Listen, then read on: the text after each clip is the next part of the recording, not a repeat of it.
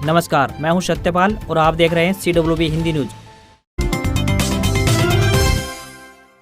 मौसम update. Haryana, NCR, Delhi सहित उत्तरी राज्यों में बारिश में आएगी कमी। जानिए अन्य राज्यों का कैसा रहने वाला है मौसम का हाल। पिछले 3 से 4 दिनों से पंजाब और हरियाणा, राजस्थान और एनसीआर दिल्ली में कहीं कम तो कहीं ज्यादा बारिश दर्ज की गई है। कुछ एक स्थानों पर हल्की बारिश तो कुछ एक स्थानों पर मूसलाधार और कुछ स्थानों पर 100 से 125 mm बारिश से भी अधिक दर्ज की गई है, जिस कारण कुछ हिस्सों में बाढ़ जैसी स्थिति बन गई है। साथ ही उत्तरी भारत के मैदानी राज्यों पंजाब, हरियाणा, एनसीआर, दिल्ली और उत्तर प्रदेश आदि में बारिश की गतिविधियों में थोड़ा सा 4 दिनों के लिए कुछ कमी आएगी, परंतु इस दौरान पंजाब, हरियाणा, एनसीआर, दिल्ली और उत्तर प्रदेश व उत्तरी राजस्थान में बिखराव वाली बारिश लगातार जारी रहेगी। हरियाणा, एनसीआर, दिल्ली, उत्तर प्रदेश, बिहार पर बिखराव वाली बारिश यानी कहीं हल्की तो कहीं तीव्र बारिश होने की संभावना है। 26 व 27 जुलाई को संपूर्ण इलाके में एक बार फिर से झमाझम बारिश देखने को मिल सकती है। सुपर 100 का परीक्षा परिणाम जारी। हरियाणा के कुल 600 विद्यार्थियों का चयन। रेवाड़ी में फ्री दी जाएगी नीट और आईआईटी की कोचिंग। शिक्षा विभाग की महत्वाकांक्षी और सफलतम योजना सुपर 100 का परीक्षा परिणाम जारी हो गया है। सुपर 100 बैच 2022-24 के लिए इस बार कुल 600 बच्चों का चयन किया गया है। कुल 400 बच्चे रेवाड़ी के विकल्प कोचिंग सेंटर पर ऑफलाइन कोचिंग लेंगे, जबकि 200 छात्र विकल्प कोचिंग सेंटर के जरिए ही ऑनलाइन कोचिंग लेंगे। इस बार सुपर 100 की सबसे खास बात यह है कि पिछले नतीजों को देखते हुए विभाग ने सभी छात्रों के लिए रेवाड़ी में ही कोचिंग देने की व्यवस्था की है। कोचिंग सेंटर की ओर से ऑनलाइन कोचिंग के लिए चयनित छात्रों को 25 जुलाई से रेवाड़ी में कोचिंग केंद्र पर बुलाया गया है, जबकि ऑफलाइन के लिए चयनित छात्रों को 27 जुलाई को कोचिंग सेंटर पर सभी दस्तावेजों के साथ बुलाया गया है। ऑफलाइन कोचिंग के लिए चयनित छात्रों को 28 जुलाई से कोचिंग शुरू की जाएगी, जबकि ऑनलाइन कोचिंग क्लास अगस्त से पहले सप्ताह में शुरू की जा सकती है।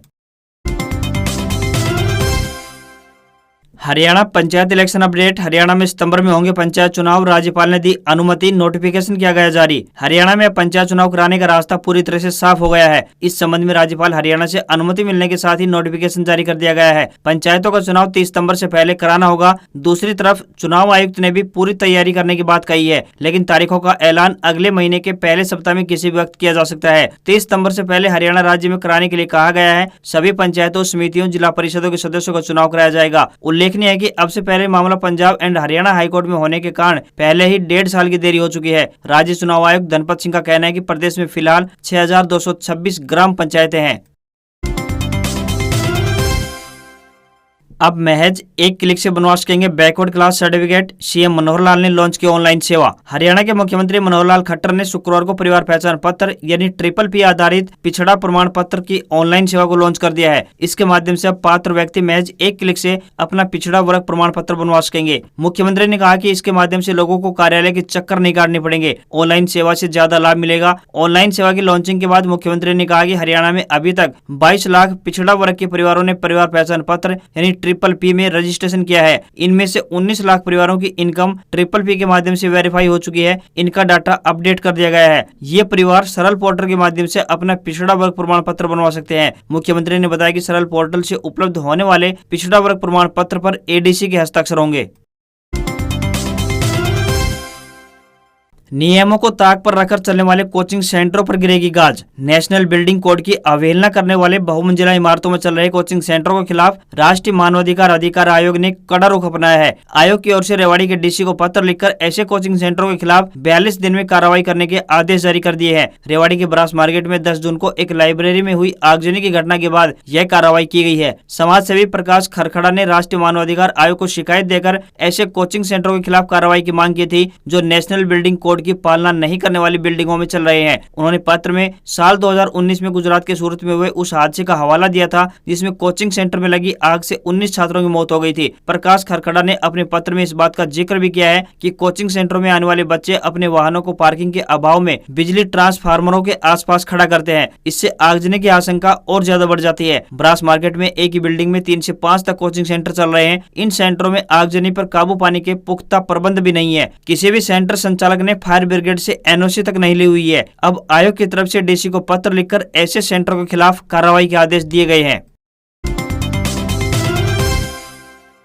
खुशखबरी, 1 अगस्त से फिर चलेगी दिल्ली फिरोजपुर एक्सप्रेस ट्रेन, जानी समय और रूट। कोरोना संक्रमण खत्म होने के बाद रेलवे द्वारा लगातार यात्रियों को दी जाने वाली सुविधाओं में लगातार वृद्धि की जा रही है। इसमें रेलवे द्वारा लगातार ट्रेनों के परिचालन की संख्या में भी बढ़ोतरी की जा रही है। अब 1 अगस्त से रेलवे द्वारा दिल्ली फिरोजपुर एक्सप्रेस ट्रेन चलाई जाएगी। ट्रेन नंबर 14,027 सुबह 7:45 बजे जींद जंक्शन से फिरोजपुर के लिए रवाना होगी, जो सुबह 8:08 पर नरवाना पहुंचेगी। 2 मिनट के ठहराव के बाद 8:10 पर नरवाना से चलकर 8:30 बजे टोहाना पहुंचेगी। इसके बाद यहां से जाखल, बठिंडा, कोटकपूरा व फरीदकोट होते हुए ट्रेन दोपहर बाद 12:40 पर फिरोजपुर जंक्शन पर पहुंचेगी। वहीं वापसी में ट्रेन नंबर 14,028 दोपहर 3 बजे फिरोजपुर कैंट से चलकर रात 8:10 पर ट्रेन जींद जंक्शन पर पहुंचेगी। इस ट्रेन के लिए यात्री काउंटर से टिकट ले सकेंगे, उन्हें ऑनलाइन रिजर्वेशन करवाने की आवश्यकता नहीं पड़ेगी। सीबीएसई 10वीं में हरियाणा के छात्रों ने किया टॉप। अंजलि और पूर्वांशु देश में पहले स्थान पर, किसी सब्जेक्ट में नहीं कटा कोई नंबर। सीबीएसई 10वीं के शुक्रवार को घोषित हुए रिजल्ट में महेंद्रगढ़ की अंजलि और पिहोवा के पूर्वांशु देश भर में टॉपर रहे हैं। दोनों ने 500 में से 500 अंक हासिल कर पूरे देश में हरियाणा का डंका बजा दिया। हरियाणा में सीबीएसई में लड़कियों का पास प्रतिशत जहाँ 97.83% रहा, वहीं लड़कों में 95.19% पास हुए। बच्चों की सफलता पर स्कूलों में शुक्रवार को खूब जश्न हुआ। कोरोना काल के बाद पहली बार हुई बोर्ड की परीक्षा में बच्चों ने उम्मीद से ज्यादा अच्छा प्रदर्शन किया। 10वीं कक्षा में पूरे देश में सफलता का परचम लहराने वाली अंजलि हरियाणा के महेंद्रगढ़ जिले के गांव सिलारपुर की रहने वाली है। वह Indus valley school Dongra Ahir की छात्रा है। उसने ऐच्छिक विषय समेत सभी विषयों के पेपर में एक भी नंबर नहीं कटने दिया। अंजलि के स्कूल में भी जमकर जश्न मनाया गया। बड़ी होकर वह डॉक्टर बनना चाहती है। दूसरी तरफ कुरुक्षेत्र जिले के पिहोवा के एक दुकानदार के बेटे पूर्वांशु गर्ग ने भी 500 में से 500 अंक लेकर पहला स्थान हासिल किया है। वह टैगोर पब्लिक स्कूल का छात्र है और साइंटिस्ट बनना चाहता है। हिसार एयरपोर्ट के निर्माण कार्यों की सीएम मनोहर लाल खट्टर ने की समीक्षा। बोले 2023 में शुरू होनी चाहिए फ्लाइट। हरियाणा के मुख्यमंत्री मनोहर लाल खट्टर ने कहा कि महाराजा अग्रसेन एयरपोर्ट हिसार पर विकसित किए जा रहे इंटीग्रेटेड एविएशन हब से संबंधित कार्यों में तेजी लाई जाए। यह एक अंतर्राष्ट्रीय स्तर का प्रोजेक्ट है और इससे प्रदेश में विकास को गति मिलेगी। मुख्यमंत्री हिसार एयरपोर्ट पर विकसित किए जा रहे इंटीग्रेटेड एविएशन हब से संबंधित कार्यों की समीक्षा बैठक की अध्यक्षता कर रहे थे। इस अवसर पर उप मुख्यमंत्री दुष्यंत चौटाला भी उपस्थित थे। मुख्यमंत्री ने अधिकारियों को निर्देश जारी किए कि हिसार एयरपोर्ट को विकसित करने में देरी न की जाए और इसके लिए धन को जारी करने में ढिलाई नहीं बरतनी चाहिए। उन्होंने एयरपोर्ट की बाउंड्री के निर्माण कार्य व लाइट्स लगाने के काम में तेजी लाने के निर्देश देते हुए कहा कि राज्य सरकार का प्रयास है कि साल 2023 में इस एयरपोर्ट से विमान सेवा नियमित रूप से आरंभ कर दी जाए।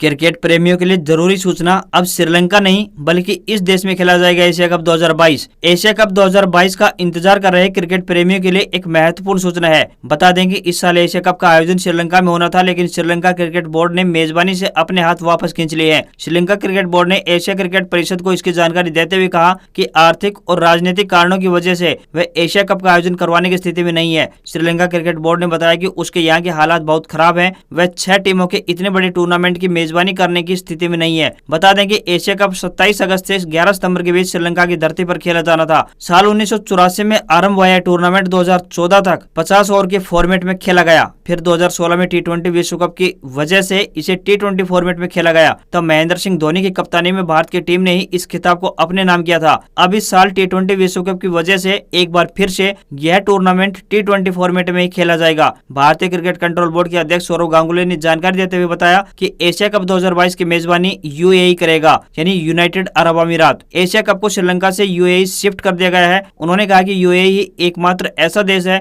जहां इस समय बारिश का मौसम नहीं है और टूर्नामेंट का सफल आयोजन बिना किसी रुकावट से किया जा सकता है।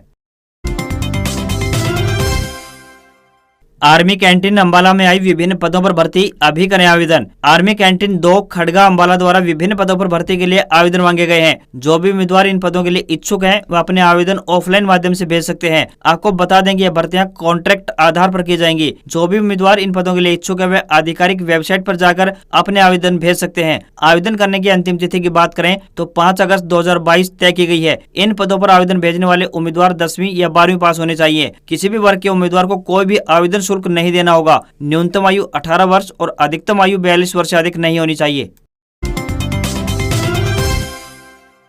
जानिए रीट से जुड़ी सभी जानकारियां। दुपट्टा पहनकर महिलाओं को नहीं मिलेगा प्रवेश, 5 मिनट तक बदल सकेंगे ओएमआर शीट। राजस्थान में 23 और 24 जुलाई यानी आज और कल को 4 पारियों में रीट भर्ती परीक्षा का आयोजन किया जाएगा। इस बार 15,66,000 अभ्यर्थियों ने रीट परीक्षा के लिए रजिस्ट्रेशन करवाया है। ऐसे में इस बार नकल रोकने के लिए जहां हर परीक्षा केंद्र में सीसीटीवी कैमरे लगाए गए हैं, वहीं परीक्षा शुरू होने से 1 घंटे तक ही अभ्यर्थियों को परीक्षा केंद्र में प्रवेश किया जाएगा। रीट परीक्षा केंद्र में इलेक्ट्रॉनिक उपकरण जैसे मोबाइल, ब्लूटूथ, कैलकुलेटर, घड़ी, चेन, अंगूठी, ईयररिंग के साथ अभ्यर्थियों को प्रवेश नहीं दिया जाएगा। इसके साथ ही अभ्यर्थी सिर्फ शर्ट, टी शर्ट, कुर्ता और कुर्ती पहनकर ही परीक्षा दे सकेंगे, जबकि दुपट्टा पहने महिलाओं को भी प्रवेश नहीं दिया जाएगा। सिर्फ पतले सोल के जूते, चप्पल और सैंडल पहने अभ्यर्थियों को ही केंद्र में प्रवेश मिलेगा। वहीं परीक्षा के दौरान नकल और धांधली करने पर राजस्थान में नकल के खिलाफ बने कानून के तहत 10 से 12 साल की सजा के साथ आरोपी की संपत्ति सीज कर उससे जुर्माना भी वसूला जाएगा। रीट एग्जाम के दौरान अभ्यर्थियों को ओएमआर शीट बदलने के लिए 5 मिनट का वक्त दिया जाएगा। ऐसे में पेपर आरंभ होने के बाद अगर स्टूडेंट का पेपर कटा फटा या फिर उसमें कोई पेज कम मिलता है तो अभ्यर्थी टीचर से बात कर अपनी ओएमआर शीट को बदल सकते हैं। इधर दूसरी तरफ अभ्यर्थियों के आने जाने के लिए राजस्थान सरकार ने रोडवेज सिटी बसों में भी फ्री सफर की राहत दे दी है। इसके तहत राजस्थान सीमा में 21 जुलाई से 26 जुलाई तक रीट अभ्यर्थी अपना एडमिट कार्ड दिखाकर प्रदेश में कहीं भी फ्री में सफर कर सकेंगे, जबकि 22 से 25 जुलाई तक अभ्यर्थी जयपुर मेट्रो में भी फ्री में सफर कर सकेंगे। वहीं बाहरी राज्यों से आने वाले लगभग 2 लाख अभ्यर्थियों के लिए उनके नजदीकी स्टेशन से ट्रेन और बसों की व्यवस्था भी की जाएगी। इस दौरान केंद्र पर तैनात कर्मचारी भी मोबाइल का इस्तेमाल नहीं कर सकेंगे। हालांकि इस दौरान केवल केंद्राध्यक्ष को ही कीपैड युक्त मोबाइल परीक्षा केंद्र पर रखने की अनुमति होगी। 23 और 24 जुलाई को आयोजित होने वाली पात्रता परीक्षा का रिजल्ट इसी साल सितंबर तक जारी किया जाएगा।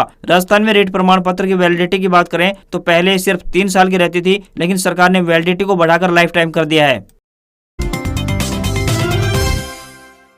सीबीएसई के नतीजे 10वीं में 94% और 12वीं में 92.71% स्टूडेंट पास, लड़कियों ने मारी बाजी। केंद्रीय माध्यमिक शिक्षा बोर्ड यानी सीबीएसई ने 10वीं और 12वीं का रिजल्ट जारी कर दिया है। 12वीं की परीक्षा में 92.71% छात्र पास हुए हैं, वहीं 10वीं में 94% स्टूडेंट पास हुए हैं। बोर्ड की आधिकारिक वेबसाइट results.cbse.nic.in पर नतीजे देखे जा सकते हैं। इसके अलावा results.gov.in पर भी नतीजे जारी किए गए हैं, लेकिन ट्रैफिक की वजह से वेबसाइट क्रैश हो गई है। 12वीं में लड़कों के मुकाबले लड़कियों का रिजल्ट 3.21% ज्यादा रहा। वहीं 10वीं के नतीजों में लड़कियां 1.41% से आगे रही। उत्तर प्रदेश के बुलंदशहर की रहने वाली तान्या सिंह ने 12वीं की परीक्षा में 500 में से 500 अंक हासिल कर लिए हैं। तान्या सिंह बुलंदशहर के दिल्ली पब्लिक स्कूल की छात्रा है। वे IAS ऑफिसर बनना चाहती हैं और ग्रेजुएशन में हिस्ट्री ऑनर्स लेंगी।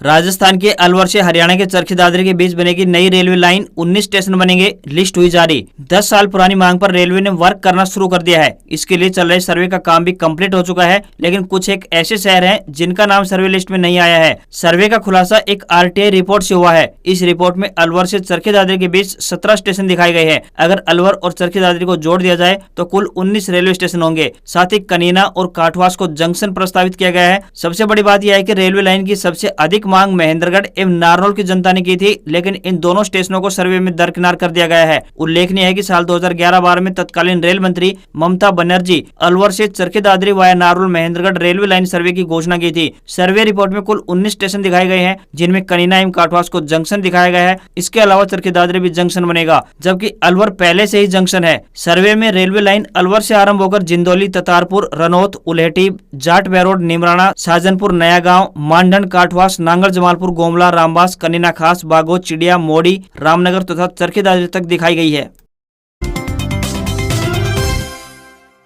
गवर्नमेंट जॉब के लिए एक बार ही देनी होगी डिटेल, 1 टाइम रजिस्ट्रेशन जरूरी, पैसे और टाइम दोनों की होगी सेविंग। राजस्थान में प्रतियोगी परीक्षाओं की तैयारी कर रहे युवाओं को अब बार बार डॉक्यूमेंट वेरिफिकेशन के लिए परेशान नहीं होना पड़ेगा। सभी एग्जाम्स के लिए 1 टाइम रजिस्ट्रेशन पोर्टल तैयार किया जा रहा है। इस पोर्टल पर जाकर स्टूडेंट्स को एक बार ही डॉक्यूमेंट अपलोड करने होंगे। इनका वेरिफिकेशन प्रोसेस डिजी लॉकर और डॉक्यूमेंट वेरिफिकेशन इंजन के जरिए ऑटोमेटिक हो जाएगा। इन्फॉर्मेशन एंड टेक्नोलॉजी विभाग ने इसका एक पूरा मैकेनिज्म तैयार कर लिया है। जल्दी इसे लॉन्च कर दिया जाएगा। छात्रों के लिए काफी फायदेमंद साबित हो सकता है। 1 टाइम रजिस्ट्रेशन करना हर आवेदक के लिए जरूरी होगा। वैकेंसी आने पर एप्लीकेशन फॉर्म भरते समय स्टूडेंट को बार बार डेटा नहीं भरना होगा। 1 टाइम रजिस्ट्रेशन का डेटा अपने आप अपलोड हो जाएगा। सिलेक्शन होने के बाद भी डॉक्यूमेंट वेरिफिकेशन के लिए भटकना नहीं पड़ेगा।